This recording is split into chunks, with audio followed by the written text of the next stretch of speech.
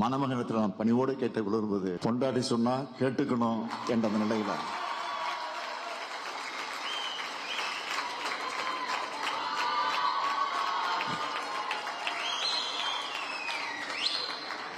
ஒரு ஆணினுடைய வெற்றிக்கு பின்னால் பெண் தான் இருக்கிறார் என்பதற்கு எத்தனை உதாரணங்கள் உண்டு.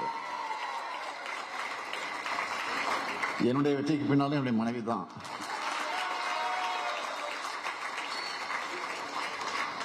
நான் மட்டும் இல்ல, சேகர் பாபா இருந்தாலும் சரி, நேருவாக இருந்தாலும் சரி, இங்க இருக்க நீங்களாக இருந்தாலும் சரி. ஓராண்டு காலம் நான் மிஸ்ஸால இருந்தப்போ என்னுடைய மனைவி கோபித்து கொண்டு ஒரு அப்செட் ஆகி ஏதாவது முடிவு எடுத்திருந்தா என்னால என்ன ஆயிருக்கும் நினைச்சு பாருங்க. தாங்கி கொண்டு பொறுமையா இருந்து எவ்வளவோ கொடுமைகள் எனக்கு வந்த நேரத்தில் நான் தாங்கி கொண்டு என்னை ஊக்கப்படுத்தி உற்சாகப்படுத்திய காரணத்தினால தான் இன்னைக்கு இந்த நிலைக்கு நான் வந்திருக்கிறேன். அதே மாதிரி தான் ஒவ்வொருத்தரும்.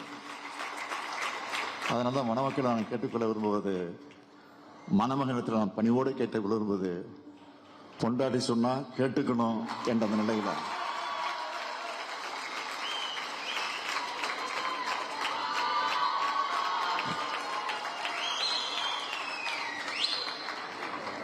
ஆகவே அந்த நிலையில உங்களுடைய வாழ்க்கையை நீங்க அமைத்துக் கொள்ளணும்.